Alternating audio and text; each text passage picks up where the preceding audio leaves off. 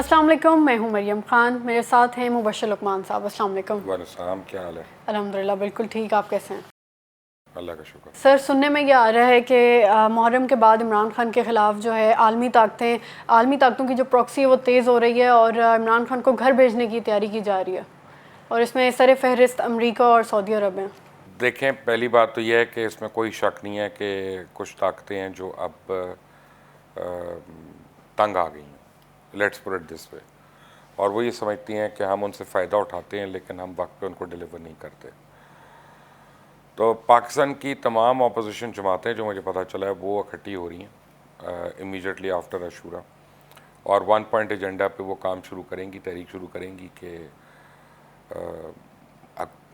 मुल्क बचाओ। बेसिकली ये उनकी तहरीक का लुब लुबाब है। और उसमें सबसे इम्पॉर्टेंट डेवलपमेंट जो है वो ये है कि मियाँ नवाज शरीफ ने तमाम जो अहम कलीदी उनके वर्कर्स हैं उनकी लिस्टें खुद मंगा ली हैं, और वो शहबाज शरीफ पे भी एतबार नहीं कर रहे, और वो खुद से कॉल्स कर रहे हैं, हर एक को मोबिलाइज़ कर रहे हैं।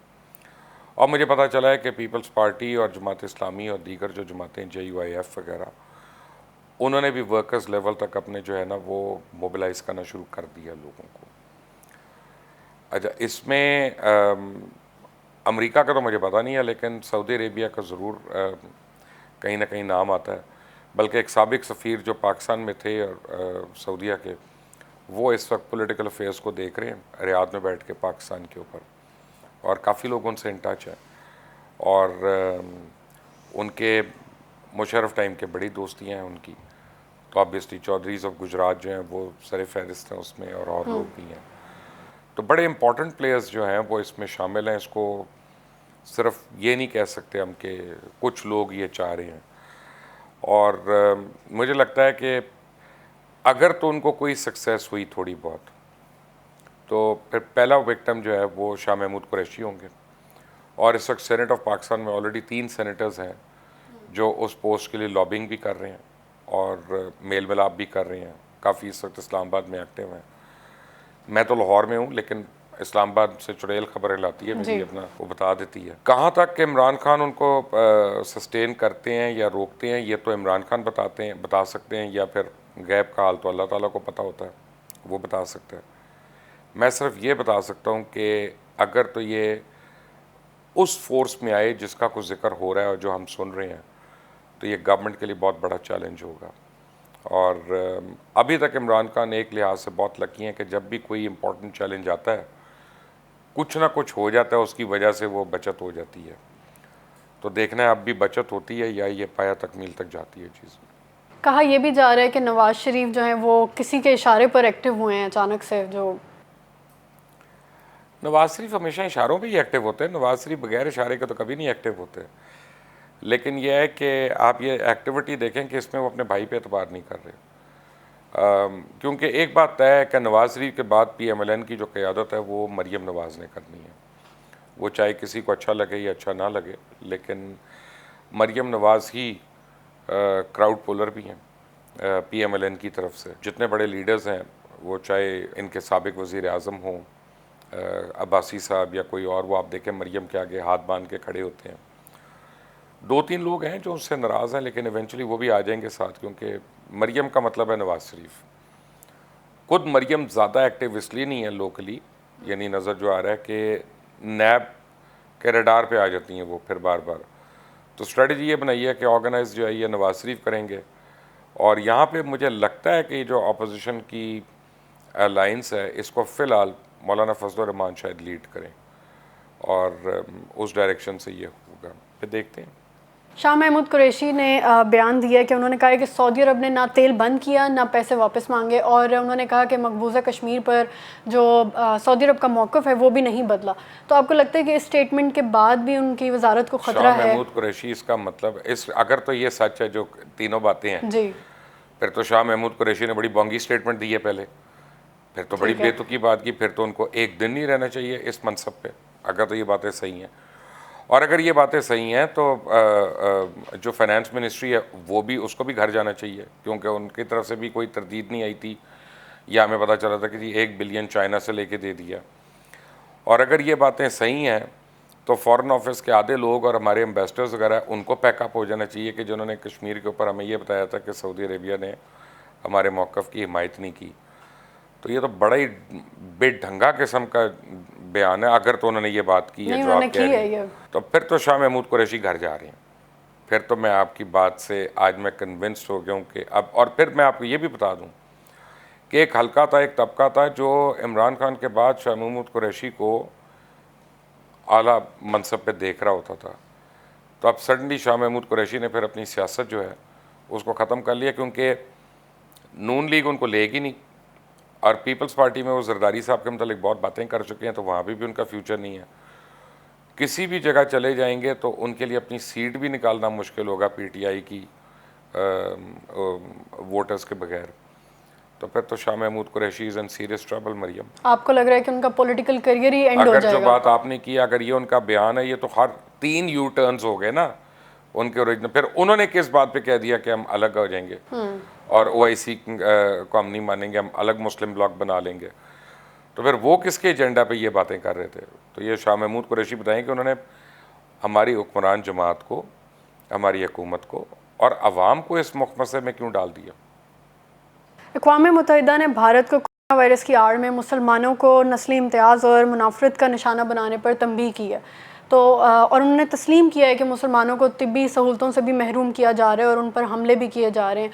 तो आपको लगता है कि भारत जो है इस तंबीह के बाद कुछ सुधरेगा? मेरा नहीं ख्याल। ये अक़वाम मुत्तहिदा जो है ना, ये गोंगलुओं से मट्टी झाड़ रही है। डोनाल्ड ट्रंप ने कहा था कि WHO अब फाल नहीं रही, और मैं आपको बता रहा हूँ यूनाइटेड नेशंस अब फाल नहीं रही। ये United nation second world war के बाद बनी थी, और अभी तक जितने डिस्प्यूट्स हैं यूएन वो तो सॉल्व नहीं करा सकी, बस खर्चे कराई जाती है। लोगों से पैसे ले लेके अपने तनख्वाहें वो बहुत बड़ी बड़ी ले लेते हैं, और मुराद वगैरह हर जगह पे। लेकिन फैक्ट आप कश्मीर को ले लेना, 70 साल हो गए हैं, वो रेजोल्यूशन ही नहीं, जो खुद अपनी रेजोल्यूशन है यूएन की, उसी को इम्प्लीमेंट नहीं कर सकते। तो फिर यूएन की हैसियत क्या है? आपके ख्याल में इंडिया कितनी को उनको लिफ्ट कराएगा, जब उसको पता है पीछे से ट्रंप के वो एलाई हैं, अमेरिका के वो एलाई हैं, इसराइल के एल एलाई हैं। तो इसराइल और इंडिया के दरमियान इन्होंने कितनी यूनाइटेड नेशंस की जो ह्यूमन राइट्स की चीज़ें हैं और करारदादें, उनको वायलेट किया, और ब्लेटेंटली किया, और रिपीटेडली किया। तो क्या हैसियत है? यूएन क्या करेगा? चले मुझे बताएं, अगर वो नहीं मानते। अभी तक उन्होंने कश्मीर पे क्या कर लिया अपनी रेजोल्यूशन बनाने के लिए? तो मेरा नहीं ख्याल कि कोई फ़र्क पड़ेगा। भारतीय चीफ ऑफ डिफेंस स्टाफ ने कहा है कि अगर चीन के साथ मुज़ाकरात नाकाम होते हैं तो मिलिट्री ऑप्शन हमारी टेबल पर अभी भी है। तो फिर आप उनको मेरा मैसेज एक दे दें, वो भारतीय चीफ को, कि आपके मुज़ाकरात नाकाम हो रहे हैं, अब आप ऑप्शन बताएं आपके पास क्या है। इधर उधर की क्या 4 दिन क्यों वेस्ट कर रहे हैं? मैं आपको 4 दिन पहले उन मुज़ाकरात का नतीजा बता देता हूँ। और नहीं है मिलिट्री ऑप्शंस उनके पास। उनके पास सिर्फ एक मिलिट्री ऑप्शन है कि अगर उनके साथ ऑस्ट्रेलिया और इज़राइल और ये बाकी ममालिक, उनकी फ़ौजें मिल जाएं, उनकी नेवी मिले, और अमेरिका पीछे बैक पे खड़ा हो, तो फिर तो वो को तंगी कर सकते हैं। लेकिन सिर्फ चाइना को अकेला तो वो कुछ नहीं कर सकते। चाइना और पाकिस्तान अगर मिल जाएं तो आधा इंडिया आज़ाद हो जाएगा। तो आप वो आर्मी चीफ जो इंडिया के ना, उनको मेरा मैसेज अभी दे दें, उनसे कहें वो तो मुज़ाकरात तो नाकाम हो रहे हैं, अब उन दसों अब ऑप्शन की है, तो गला ना करो। इतलात ये भी हैं कि चीन ने भारत को ऑप्शन दी थी कि दोनों ममालिक फिंगर एरियाज से इक्वल डिस्टेंस पर पीछे चले जाते हैं, और जिसको भारत ने रिजेक्ट कर दिया। तो ऑप्शन तो उन्हें मिली थी, लेकिन उन्होंने उससे अब पीछे देखा ना, हट गए। वो ऑप्शन तो ना हुई। वो तो बेसिकली भारत जिसको एरिया को अपना कह रहा है, तो चाइना उसको कह रहा है कि जी तुम उस एरिया से पीछे चले। अब तो डिस्प्यूटेड एरिया है ना, तो अब उस पर तो अब कोई हल नहीं है ना। मसलन अगर पाकिस्तान कहता है कश्मीर हमारा है और इंडिया कहता है कश्मीर हमारा है, तो खुला खुला डिस्प्यूटेड एरिया हो गया ना। तो आपको तो जिसमें दम होगा वो लड़के ले लेगा दूसरे से, और बीच में तो कोई बात नहीं रह जाएगी, क्योंकि नक्शा हमारा भी है, नया नक्शा, वो भी उसको अपना टू टंग कहते हैं। तो अब देखना है कि कौन उस पर अमल दरामद करा सकता है। कल आपने सर एक वीडियो की थी जिसमें आपने सऊदी अरब के 4 मुतालबात की बात की थी, तो उस पर लोगों ने बहुत ज़्यादा कहा कि वो मिस हो गए थे कुछ पॉइंट्स।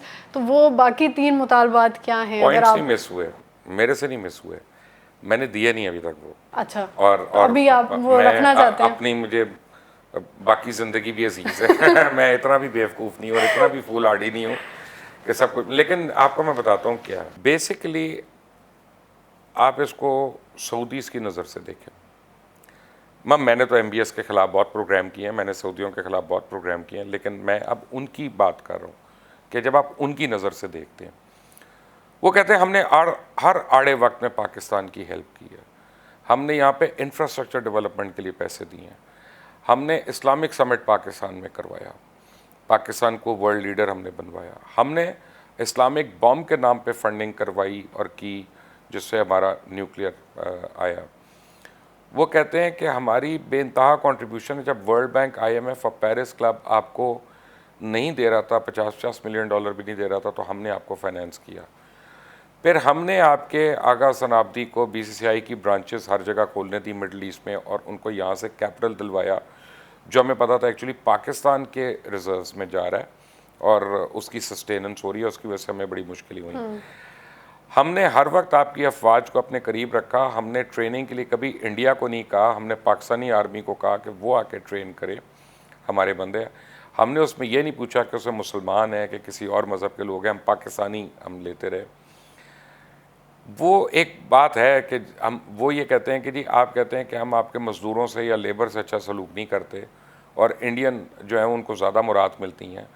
तो इंडियंस जो हैं वो बहुत ज़्यादा बिजनेसमैन जो है मिडल ईस्ट में इन्वेस्ट कर रहे हैं, और वो यहाँ पे जॉब अपॉर्चुनिटीज़ क्रिएट भी करते हैं, और अपने लोगों के लिए भी करते हैं और दूसरों के लिए भी करते हैं।